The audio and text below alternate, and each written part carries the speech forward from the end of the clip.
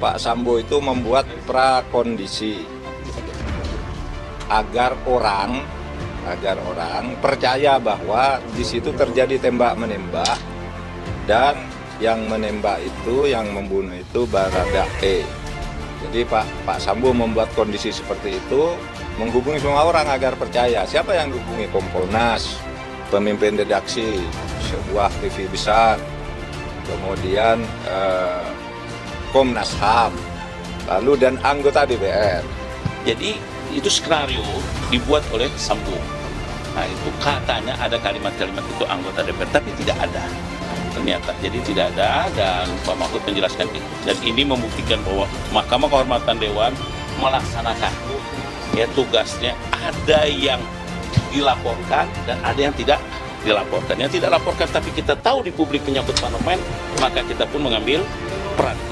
Itu tidak ada intensi untuk mendiskreditkan. Ya, yang kedua, kami memang tidak ada fakta terkait dengan aliran dana.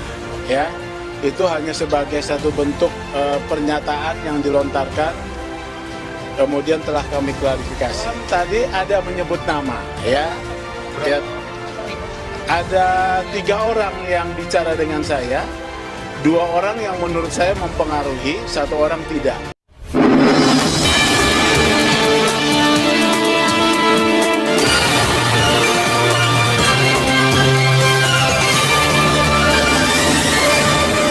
Irjen Verdi Sambo yang sempat menghubungi sejumlah pihak termasuk beberapa anggota DPR agar percaya pada skenario tembak-menembak di rumahnya itu, hal ini disampaikan langsung oleh Menko Polhukam Mahfud MD. Ia menerangkan lebih lanjut kepada Mahkamah Kehormatan Dewan atau MKD DPR ihwal pernyataannya itu. Mahfud membenarkan pernyataan yang juga sempat ia sampaikan di sebuah podcast. Mahfud mengatakan pada podcast itu, ia menyampaikan bahwa Sambo menskenariokan agar orang percaya bahwa terjadi baku tembak di Duren 3. Untuk itu dia membuat prekondisi menghubungi beberapa orang. Beberapa orang itu memang menyangkut di kantor saya, mitra kerja saya, kata Mahfud. Menurut Mahfud, memang ada beberapa orang lagi yang sempat dihubungi oleh Sambo dalam rangka prakondisi termasuk anggota DPR. Yang kedua, masalahnya pun sudah selesai dan benar yang sudah dihubungi dari situ sudah disebut ya pimpinan media, DPR dan juga sebagainya. Namun Mahfud tidak menyebut siapa pihak dari DPR itu dengan alasan tidak etis. Menurut Mahfud, apa yang menjadi keterangannya atas pernyataan kepada MKD itu sudah selesai. Ia hanya menegaskan kembali bahwa memang Sambo membuat gerakan untuk membuat pihak-pihak percaya.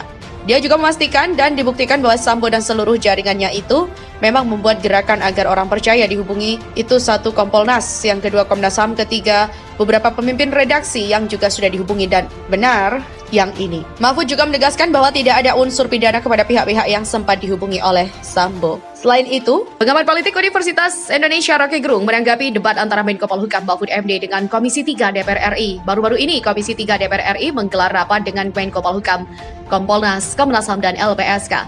Rocky Gerung menilai debat yang terjadi di rapat tersebut justru menunjukkan bahwa moral standing Komisi 3 DPR RI lemah. Itu akibatnya kalau Komisi 3 itu moral standingnya lemah. Ini masalah moral standing, kata Rocky. Selain menunjukkan moral standingnya lemah, rapat itu juga menunjukkan bahwa Komisi 3 DPR RI memang konyol.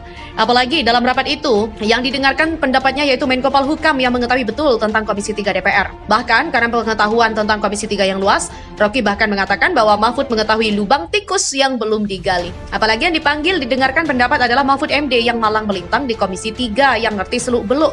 Bahkan lubang tikus yang belum digali pun Pak Mahfud itu sudah tahu, kata Rocky Gerung. Sementara itu, video RDP anggota Komisi 3 DPR Republik Indonesia dan juga Menteri Koordinator Bidang Politik Hukum dan Keamanan Menko Polhukam Mahfud MD terkait Brigadir J viral di Twitter. Dalam video yang diunggah akun Tukang Rosok menayangkan pernyataan Mahfud MD ke DPR RI yang tak berkomentar banyak soal kasus pembunuhan Irjen Verdi Sambo dan kawan-kawan. Mulanya, Mahfud mempertanyakan anggota DPR yang hanya diam 1000 bahasa tak membahas kasus Brigadir J. Mana nih DPR kok diam? Saya bilang, lalu DPR bilang bahwa Menko Polhukam tak tahu undang-undang bahwa DPR itu tidak boleh ikut campur. Lah dulu kok ikut campur terus? Demikian ucapnya dikutip dari video di Twitter. Mantan Ketua MK ini juga menyebut kasus yang dikomentari oleh DPR seperti kasus Broto Seno yang membuat ia bisa kembali menjadi polisi. Kasus Broto Seno itu berhasil karena DPR yang ngomong di penjara tapi tiba-tiba jadi polisi lagi dan orang ribut.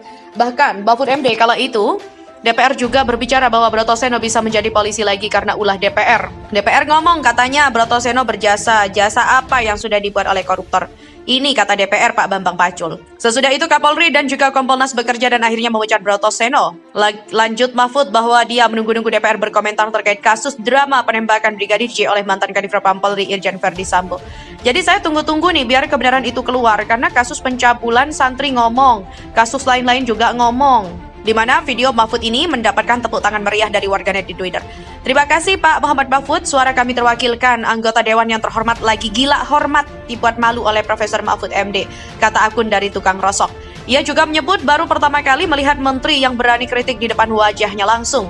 Saya baru lihat nih orang yang berani mengkritik DPR di depan mukanya langsung, yaitu Pak Muhammad Mahfud MD. Yang lain jika dipanggil DPR cuma nunduk-nunduk aja sambil ketakutan. Warganet pun berkomentar dengan menyebut anggota DPR yang sudah tidak ada manfaatnya. Hanya DPR nih, dream perfect regime ya. Emang nggak ada manfaatnya, kata akun dari Gen. Lalu warganet lain menyebut Mahfud MD pandai dan juga pantas jadi Menko. Kalau nggak pandai ya nggak akan jadi Menko. Emang bener kok, Presiden nunjuk beliau jadi Menko. Isa-isanya ya, DPR ngomong Menko Polhukam itu nggak tahu undang-undang, kata warganet dengan akun Peter. Sementara, kepada Mahfud MD, Arteria singgung Tito Karnavian dan Yasona Hamonangan Lauli yang diam di kasus Verdi Sambo. Komisi 3 DPR RI dari fraksi PDIP, Arteria Dahlan mempertanyakan kemana Menteri Dalam Negeri Jenderal Purnawirawan Tito Karnavian dan juga Menkumham Yasona Hamonangan Lauli dalam kasus Irjen Verdi Sambo. Sebelumnya, Arteria Dahlan bertanya kepada Ketua Kompolnas Mahfud MD siapa Wakil Ketua Kompolnas dan Sekretarisnya dalam rapat kerja Komisi 3 DPR RI pada Senin 22 Agustus. Ada yang namanya disebut-sebut, tadi masih diam ya, Tito Karnavian dan Yasona. Kecuali Pak Benny Mamoto, ngomongnya kencang tapi salah, kata Arteria Dahlan. Arteria Dahlan lebih lanjut juga menyoroti perihal pernyataan Mahfud MD yang mengatakan bahwa Irjen Verdi Sambo merancang skenario dengan menghubungi anggota Kompolnas hingga DPR RI. Arteria yang mengaku sangat kagum dengan Mahfud MD pun mempertanyakan siapa anggota DPR RI itu. Hanya itu, Arteria juga mengaku ingin tahu dari Mahfud MD soal tersangka yang harus ditetapkan dalam kasus pembunuhan Brigadir J atau Nofriansah Huta Barat.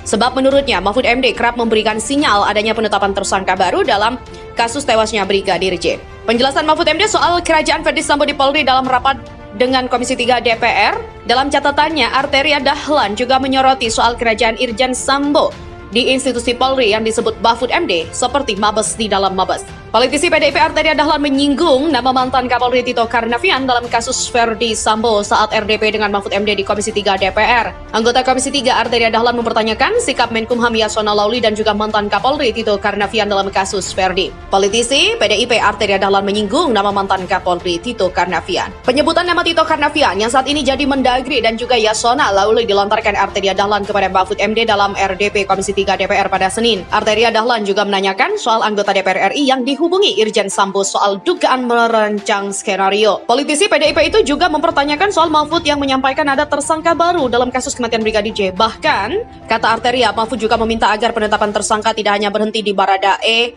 Bribka RR, Kuat Ma'ruf, Verdi Sambo dan juga Putri Chandrawati. Mahfud MD juga mengungkap skenario pertama Irjen Sambo dalam kasus dugaan baku tembak antara Brigadir J dengan Baradae. Menurutnya, Komisioner Kompolnas sempat dipanggil Sambo, yakni Pungki Indarti dan salah satu Komisioner Komnas HAM.